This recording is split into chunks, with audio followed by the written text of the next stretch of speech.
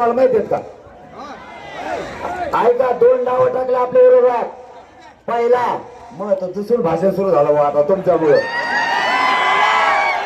दुसरा डाव असा टाकला. तो एक जण म्हणतो आपल्या कार्यक्रमाला 7 कोटी लागले. ऐका ना, एक मिनिट ऐका. त्याचं नाव घेतो मी, त्याला भेटलंय त्याचं नाव घेतो. त्याचं म्हणणं असं होतं वावरच आपण इथं घेतलंय.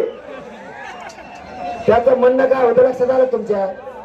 त्याला असं वाटलं आपण हे शब्दून मागे सरकार थोडं नाही सरकू नका, पण थोडं मी पणाचा अंदाज दिसतो.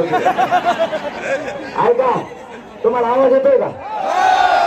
त्याचा असा अंदाज होता, डाव होता, हे वावर आपण 100 एकर मध्ये सभा ठेवली ना, त्याला वाटलं आपण विकतच घेतलो. अरे बाळा, माझा बाप शेतकरी मराठा काबाड कष्ट करतो, घाम घालतोय. 123 गावांनी पैसा जमा केला, त्यातल्या 22 गावांनी 21 लाख रुपये दिले. 22 घामाचे उरले किती? 101 गावाकडे पैसे उरले आपले. ते म्हणले पैसे रेडीत घेऊन जा.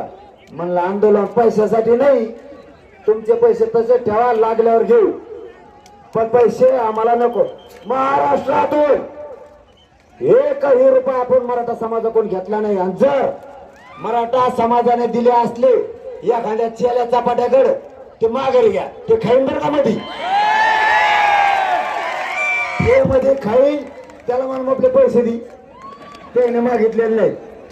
आता त्याचं म्हणणं होतं ते आता पैसे खरं कोण खाता माहिती आहे तुम्हाला? गरीब जनतेच्या जीवावर ते रक्त प्याला, कोटीला पैसे भुजबळने कमिले,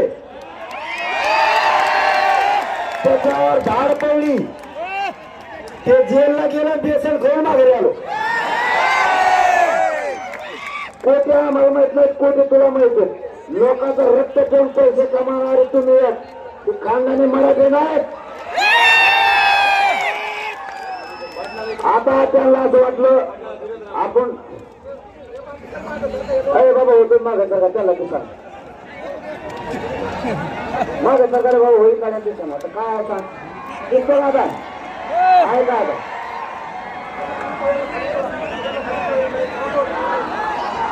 आता आहे का? तुम्ही जेवढे राहिलात का आता? तुम्हाला इमानदारी आम्हाला एक मिनिट, तुम्हाला ऐका ना मग तुम्ही